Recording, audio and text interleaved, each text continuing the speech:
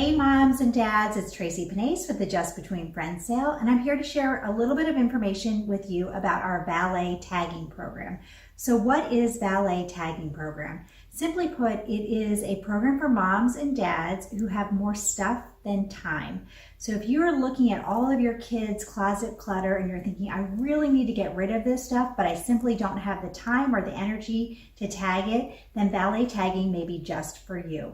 An experienced mom will prep, price, and transport your items to the sale in advance. And so you will drop off your items 2 to 3 months prior to the sale, and then your tagger will take it from there.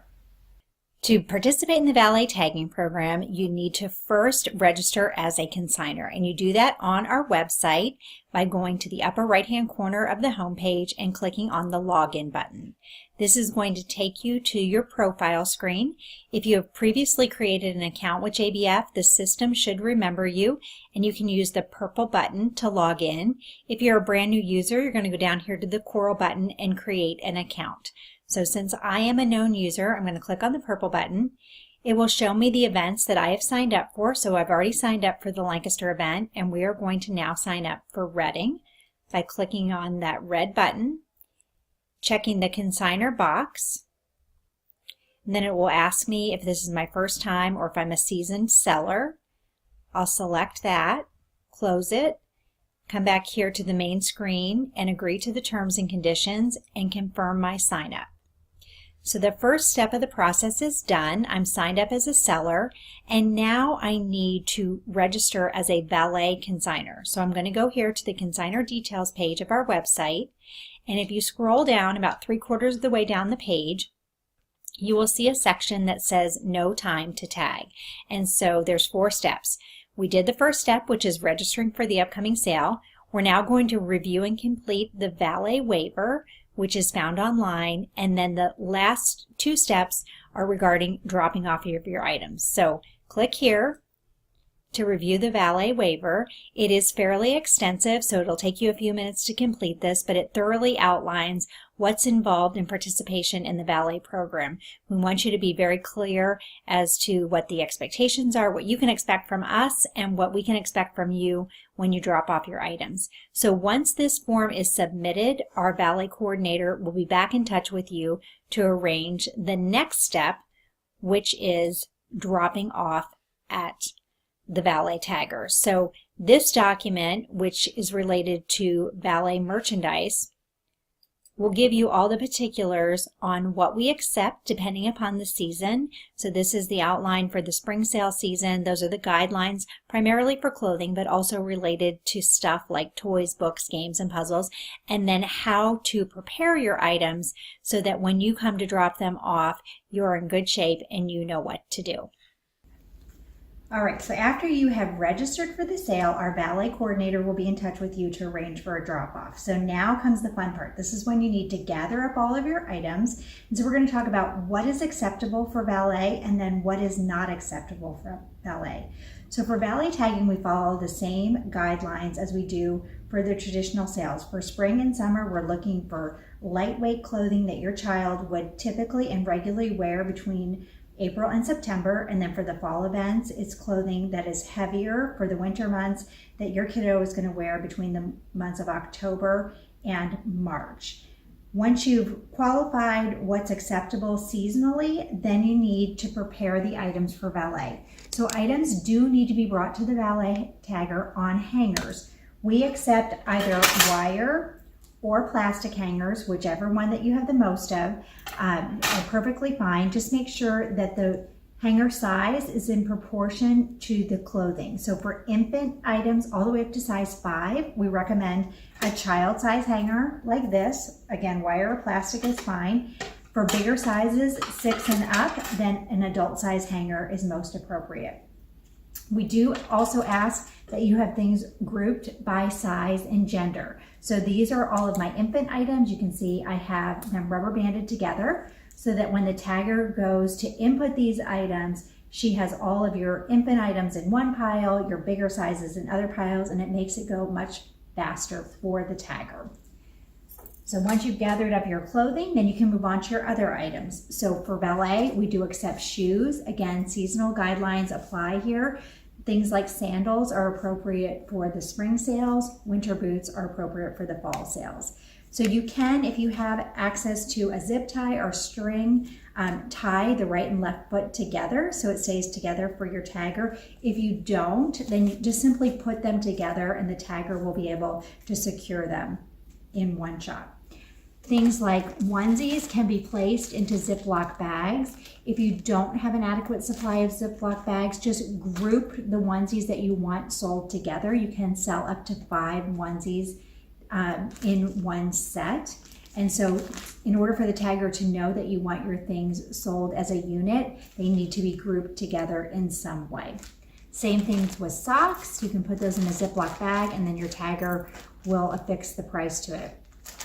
If you have toys and you want those to be sold as a set, put those in a Ziploc bag and the tagger will price it from there. If you just have a single Barbie or a single toy, it's not necessary for you to put them into a Ziploc bag.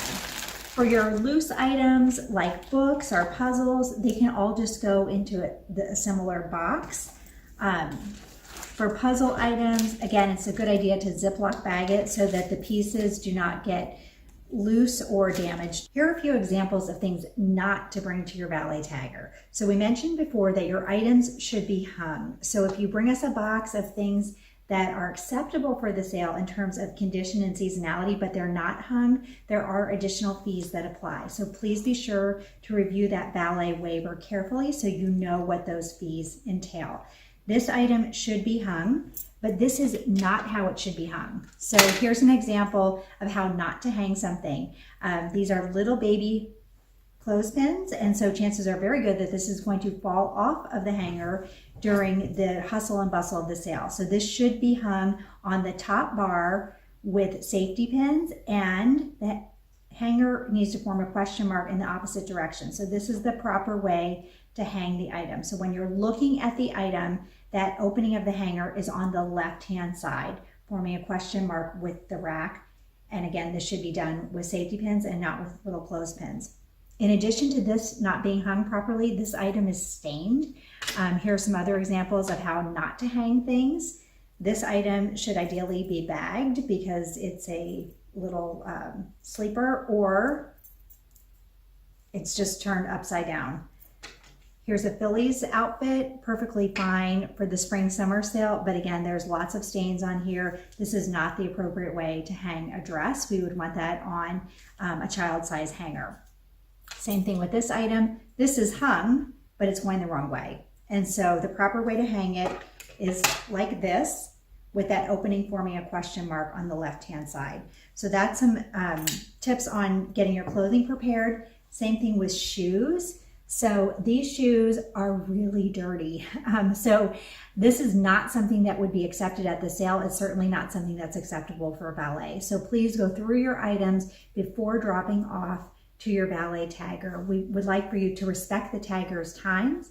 These are moms just like you. And so if you're not able, you don't see value in something like this, chances are they're not going to see value or be able to accept it either. If there are an excessive amount of items that our tagger has to reject, there are additional fees that are charged because it's a waste of their time and your time to drop it off. So again, consult the valet waiver for all of that information. With respect to toys, things like this, these are actual things that were dropped off for valet. This Barbie with all of this marker on her body or without a head is something that we are unable to accept.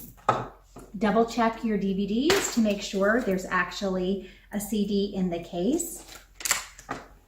Same thing with your books. This was missing the actual CD, and then lots of coloring in the book. This is something that is not acceptable for valet or at the sale as a traditional consignor. We don't accept items that are primarily for your household. Those are things that we used to call at one time Mommy Mart. So used candles or other used household items are not accepted at the sale, nor are really excessively used arts and crafts. So this is something that was used to make slime, which I'm sure somebody's kiddo had a great time with this, but it's something we are unable to accept through the valet program. After you've gathered all of your acceptable items up, now it's time to actually drop off to your tagger. And so as I said, we generally accept appointments for valet tagging 2 to 3 months before the sale, and it closes about a month prior to each sale. So work backwards so that we can be sure to get you in if you'd like to take advantage of this service. This is where a Sharpie and painter's tape become your best friend. So all of your items, your clothing items that are organized by size and gender and rubber band or boxed together, are going to go in either a corrugated box or a tote with a lid. Anything that you give to us in terms of packaging materials will not be returned. So if you have plastic Rubbermaid totes that you wish to get back, leave those at home and find a box that we can dispose of. And so on the outside of the box, you're going to write your last name and your consignor number and then the contents of the box. So in this box, I have 2T and 3T boys clothing. And you can do that for your books, your puzzles, your games, and you can mix items. You don't need one box per size or one box per category. You just need to make sure that your name and your number are on the outside of the box. For larger items such as strollers or big toys like this, you want to use painter's tape and a Sharpie. And again, write your last name and your consignor number onto the painter's tape and affix that to the item so the tagger knows what belongs to you. Each of our taggers is assisting up to 10 clients at a time, and so we don't want your items to be mixed up with someone else's.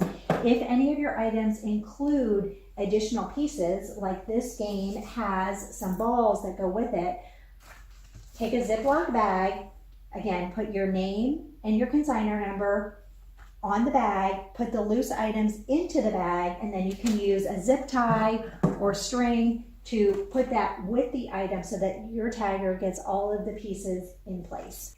After your tagger inputs your prices into your account, she will email or text you to let you know that all of the items have been entered.